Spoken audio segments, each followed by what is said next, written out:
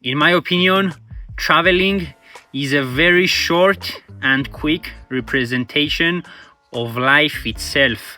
I have some notes here that I am going to have a look at throughout this video because I have written down some examples of how traveling and life are very, very similar. The first one is unpredictability. When traveling and throughout life itself, every day is unpredictable. You might have arranged an amazing day, and while you're driving towards that amazing activity, you might get a flat tire, you might have an accident, the car might overheat, or in a positive way, you might meet a stranger that can take you somewhere else to a different activity that might be even better than the one you have planned. Or better yet, you might find a friend for life out of nowhere while traveling.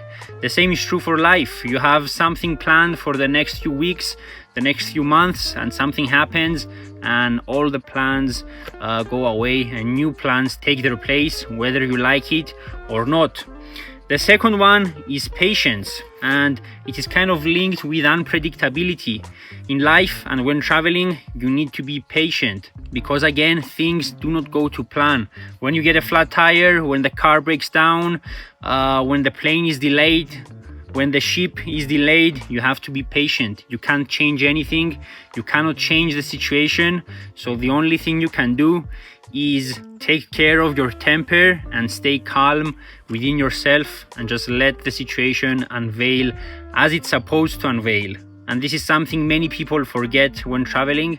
They hear about a delay, they all of a sudden get anxious and angry at the airlines, at the operators, at everything else except than themselves. At that moment, you need to stay calm and just wait. After patience comes understanding, and understanding is mostly linked when traveling with other people. No matter how close the other person is to you and how much you love them, when you spend many days with them on the road, in planes, in airports, in hotels, they will start getting on your nerves regardless of how much you love them. So you need to be understanding of what they want, what triggers them, what makes them happy, and take a step back when you start to notice that things are starting to heat up a bit. This is the secret to sustaining good relationships, both while traveling, but in life itself. You need to be aware of each person and what makes them tick and what makes them angry. Relationships are always a give and take, and if you realize this, I think you will have great relationships in your life. Spontaneity and creativity is another point. When planning a trip, I don't think you need to be too rigid on your plan. You need to allow for some spontaneity and creativity. If something comes up out of nowhere and it seems like a good idea, then just go ahead and do it. The same is true with life to some extent. I'm not suggesting that you should do anything that just comes your way. You have to pay some attention and think whether this is a good thing or not. But as soon as you do that, I think it's perfectly fine to diverge here and there, to take opportunities that you might otherwise lose if you stay rigid on a certain path. If the diversion you're taking is completely different to the path you're on, then be a bit wary. It might be a distraction and not an opportunity. However, if you have opportunities similar to the thing you want to do, both in life and when traveling, then go ahead and take them. That's how I view things, at least. With this, it is also kind of fitting to talk about planning, but not over planning. Have a plan so you know what things you need to take with you, so you know what kind of preparation you need to make, but don't plan everything to the point where if something goes wrong, you have no creativity and you can't come up with a solution on the spot because you feel like you don't have a plan. Also, too much of a rigid plan can lead to a bit of anxiety when traveling. You feel like you need to hit a certain spot by a certain day at a certain time. And this is also true about life. If you have a rigid plan of where you will be and when you're going to be there, whether that's in terms of career or relationships or anything, if you don't hit those goals, you start to feel like you're behind and you get in a cycle that isn't all that beneficial. So plan, but don't over plan. Be flexible to changes, which kind of links to the rest of the things I have talked about so far.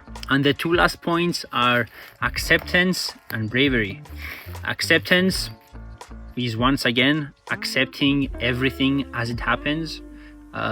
You can't control most of the things in life and most of the things when traveling. So the only thing you can do is just accept them and make the best from each situation, whether that situation is good or bad. Trying to force things and trying to change and control things will only lead to more stress and less of a good time. And bravery, of course, it takes bravery to go on a trip. I'm not talking about the normal kind of trip where you just go to a nearby city or country. It takes bravery to take a long trip through unknown countries, through somewhat less developed countries. And in my opinion, those are the trips that give the most lessons to us.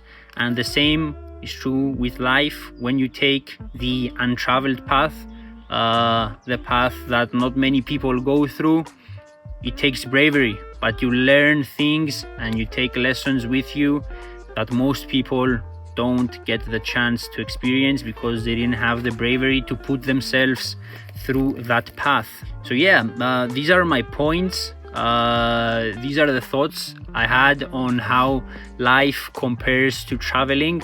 Kind of like to dive deep into these more philosophical topics, especially when I'm driving alone. I tend to think about stuff a lot, all the time, not just when driving. And if you find this kind of topics interesting, let me know in the comments down below. I would be more than happy to bring more of them to you, because as I said, I think about them all the time. And let me know if you agree. I think there is a point here, and I do think that if you can travel well, you can live well.